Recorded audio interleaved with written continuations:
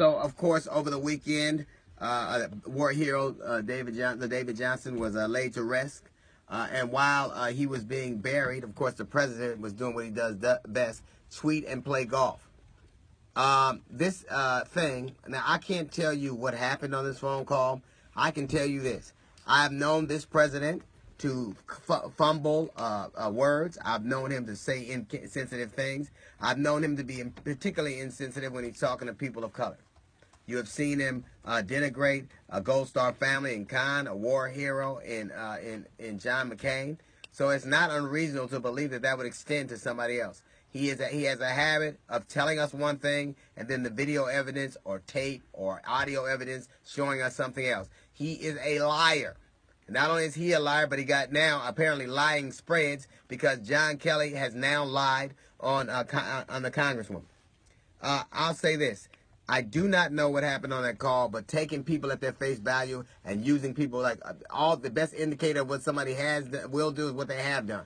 And he has lied consistently, always lying. I have evidence. I can prove that there were 5 million people that didn't vote. I can prove that my inauguration crowd were bigger. I can prove that President Obama spied on me. I can prove. I'm going to give you my taxes. I'm going to show you all this. I can prove it, and he never does. He is a liar.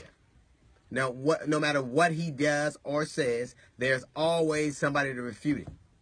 Now, I can't tell you what happened on that call, but I'm willing to believe the congressman who I've never seen lie, and the young widow of the fallen soldier who I've never seen lie.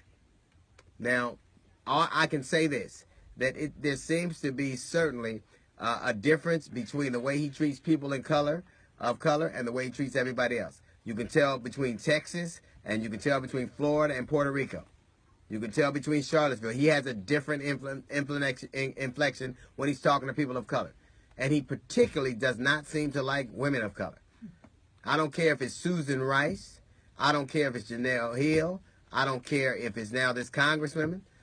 I don't care if it's Maxine Waters. I don't care if it's Michelle Obama. I don't care if it's Valerie Jarrett. This man attacks more black women than sickle cell.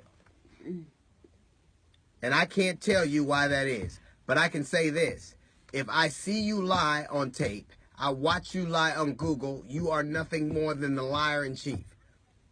And you can pretend all day long. You don't know how it affected that woman. I can take her at her word. And for people to threaten the congresswoman because she merely relayed the actions that happened is even more deplorable. We've gotten to a place now where if you're caught in a lie and then I can prove that you lie, that is tantamount to treason to a lot of people. You must accept a few things. One is that this president has a proclivity. He seems to like to prevaricate. He likes to lie because he knows no one will bring him to account for it. Matter of fact, the guy who he brought in, Kelly, was supposed to be his babysitter. He's lying now. The podium is full of people who've lied. Spencer ran out of lies so much they had to get a new girl. Now Sarah Huckabee. Her lie limit has got to be coming up. I don't know what happened on that call, but we are all subject to our histories. We are all subject to what we've done before.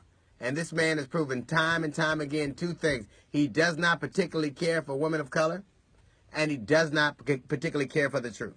That's a little note from the GED section. We got the Jazz Report coming up in 15 minutes. It's the D.L. Hughley Show.